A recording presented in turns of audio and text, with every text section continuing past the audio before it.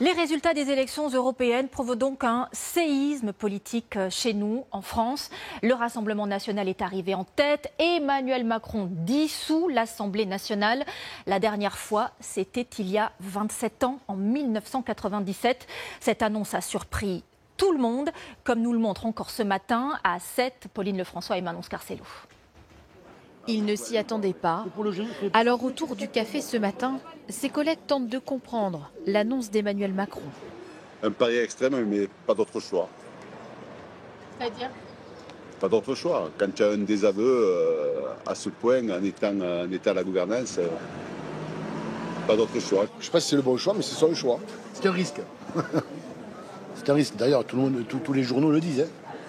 C'est un risque qu'il prend, mais après, il faudra qu'il assume.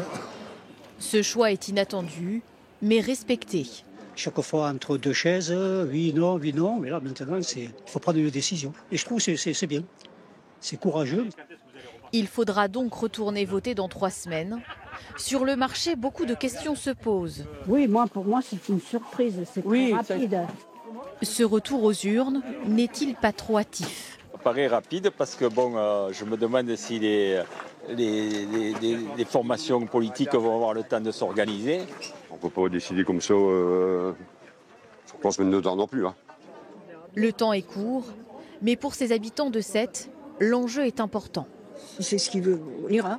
J'espère qu'on va lui montrer que nous aussi, on est un peu à saturation maintenant. Les européennes, il n'y a pas beaucoup de gens qui sont chauds sur ça, mais après, quand c'est pour la France, ils iront voter, c'est sûr. Le Rassemblement national aura-t-il la majorité à l'Assemblée ? La question est dans toutes les têtes. Ça va pas être facile, ni pour les uns ni pour les autres. La future majorité préoccupe déjà. On ne sait pas, on ne les a pas eus. Mais après, voilà, il y a l'autre camp au niveau du président où il faut qu'il se batte. Sur les terrasses de café, la politique n'a pas fini d'être le sujet de ce mois de juin. Oui, et nous allons aborder dans le détail toutes ces questions. Voyez déjà les résultats définitifs de ce scrutin européen dans notre pays. Le Rassemblement national est le grand vainqueur avec 31% des suffrages. C'est 2 fois plus que la majorité présidentielle, à un peu plus de 14%, étalonnée par la liste PS Place Publique. La France Insoumise est en 4e position, juste sous les 10%. Les Républicains obtiennent, eux, 7% des suffrages. Les écologistes et Reconquête sont au-dessus des 5%, tous en voie des élus au Parlement. Notez que la participation, elle, est en hausse à 51,5%, au plus haut depuis 1994. En tout cas, ce qui est certain, c'est que la soirée d'hier a été très agitée, très mouvementée, avec de nombreux rebondissements que nous résument Noé Gandillot et Alexis Tranchant. C'est d'ordinaire le moment le plus important d'une soirée électorale. Il est 20h, vous la découvrez, notre première estimation. L'annonce des scores à 20h. Une victoire écrasante du RN et une demande de la tête de liste. Le président de la République doit choisir de s'en remettre à l'esprit des institutions et d'organiser de nouvelles élections législatives. La réponse du chef de l'État est en fait déjà prête. Dès 19h58, une dépêche de l'AFP annonce une prise de parole surprise d'Emmanuel Macron. 1 heure plus tard, à 21h, Françaises, Français, le président s'adresse au pays. J'ai décidé de vous redonner le choix de notre avenir parlementaire par le vote. Je dissous donc ce soir l'Assemblée nationale. Onde de choc, ressentie au QG de Renaissance. Parlementaire par le vote. Les militants ont du mal à y croire. Vous pleurez ? La vitesse des temps, c'est toujours s'unir et résister pour dessiner l'avenir. Je pense que c'est pas une bonne décision. Imaginez qu'il soit obligé de mettre comme Premier ministre Jordan Bardella. Putain, arrête. Des sympathisants de la majorité dépités. Et au même moment, voici la réaction des militants RN à cette dissolution.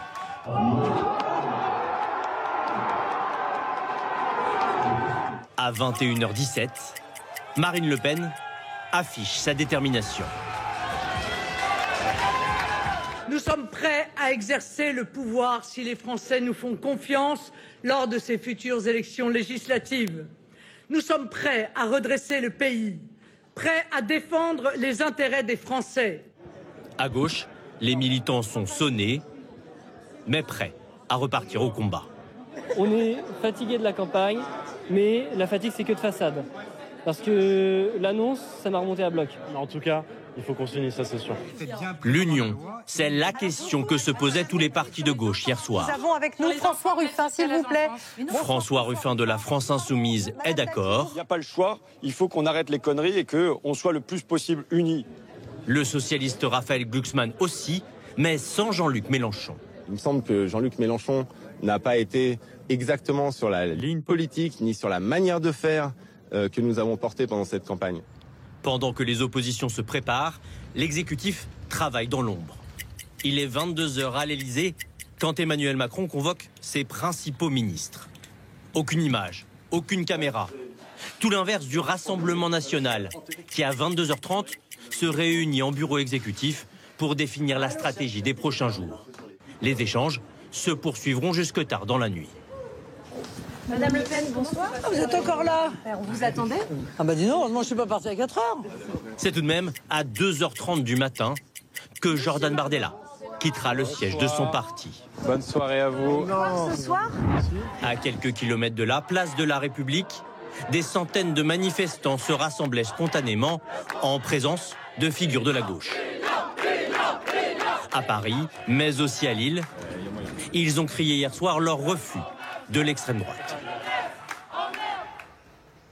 Et jusqu'ici, jamais l'extrême droite française n'avait atteint les 30% dans une élection européenne. Et cela se voit sur cette carte. Du marron pour le RN, quasiment partout. Il arrive en tête dans plus de 9 communes sur 10. C'est un raz-de-marée avec des régions qui basculent, comme la Bretagne, et des poussées jusqu'à près de 60% dans l'Aisne. Reportage de Médéric Pirker, Aurélie Janssen et Bora Girbas. Dans cette petite ville du Finistère, la liste de Jordan Bardella arrive en tête avec près de 28% des voix. Un résultat historique qui ne surprend pas ses habitants. C'est tout à fait normal. Les gens attendent beaucoup du gouvernement actuellement sur tout ce qui est pouvoir d'achat, immigration. C'est partout l'insécurité aujourd'hui. Certains sur ce marché ont voté RN pour la première fois, pour protester contre la politique du président de la République. Oui, j'ai voté RN cette fois, oui. J'ai jamais voté encore, mais bon, j'estimais qu'il était temps de lui mettre une leçon. Un vote sanction? Oui, un vote sanction, oui. À l'Esnevin, la liste du Rassemblement national a progressé de 11 points, comparé aux dernières élections européennes de 2019, sur une terre historiquement ancrée à gauche. Dans les allées, certains Bretons s'en émeuvent. On a toujours été dans le socialisme plutôt, en Bretagne. C'est un ancrage socialisme, la Bretagne. C'est pas...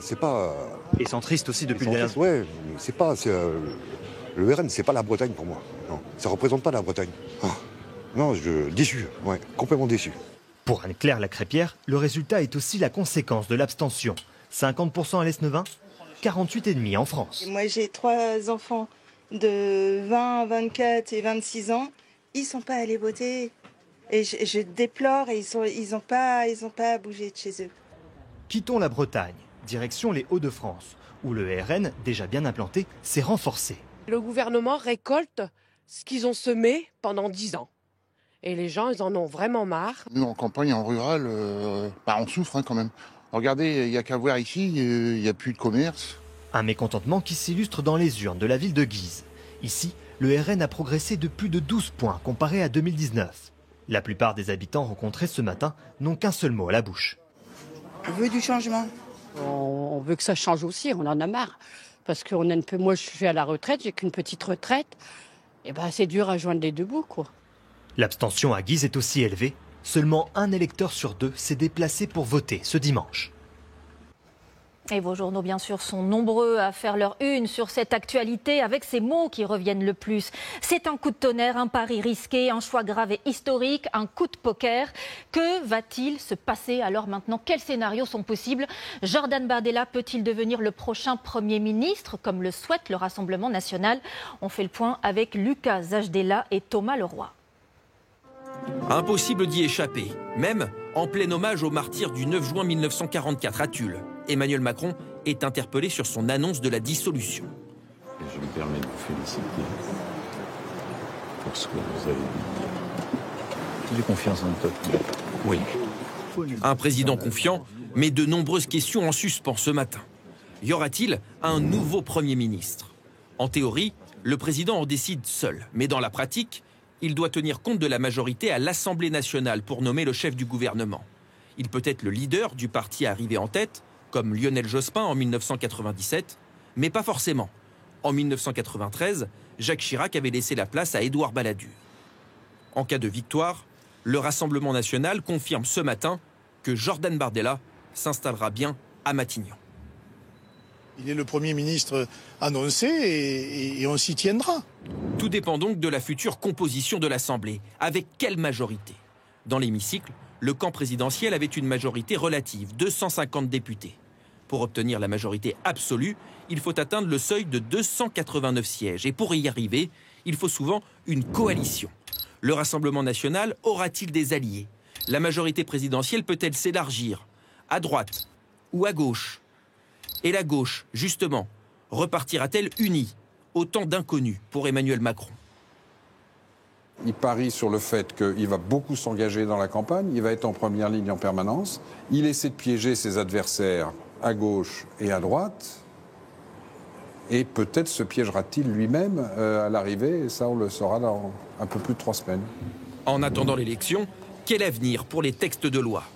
Aucune incidence sur tous ceux qui ont été votés. Mais pour tous les autres encore en examen, comme la loi sur la fin de vie, le processus est suspendu.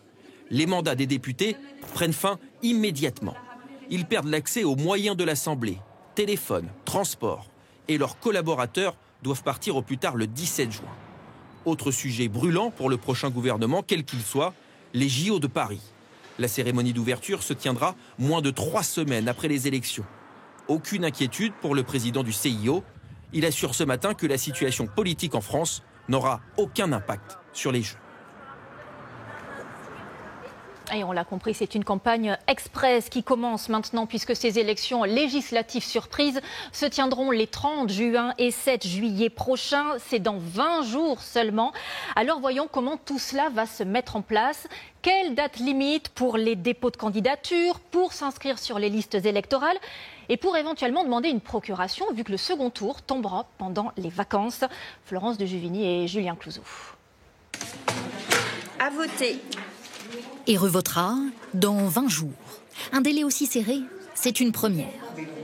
En cas de dissolution, la Constitution prévoit un délai allant de 20 à 40 jours. Mais attendre aurait été périlleux, en plein été, avec le 14 juillet, puis le début des Jeux Olympiques, compliqué.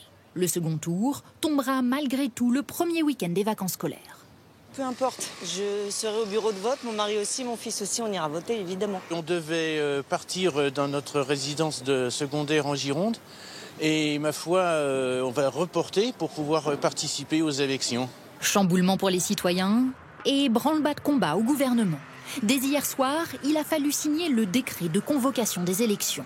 Il sera publié en urgence cet après-midi, de façon exceptionnelle par le journal officiel, d'ordinaire fermé le lundi. Sans compter les 577 candidats à trouver avant la fin de la semaine. Il y a des délais qui sont courts même pour les partis pour s'organiser et mettre en place ces élections législatives.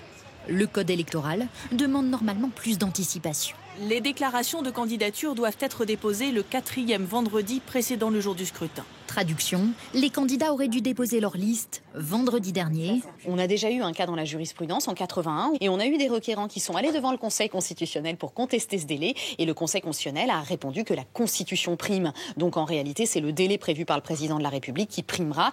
Tant pis pour le code électoral et tant pis pour l'organisation des partis qui vont être au travail jour et nuit. Derrière ce calendrier se cache aussi une volonté politique.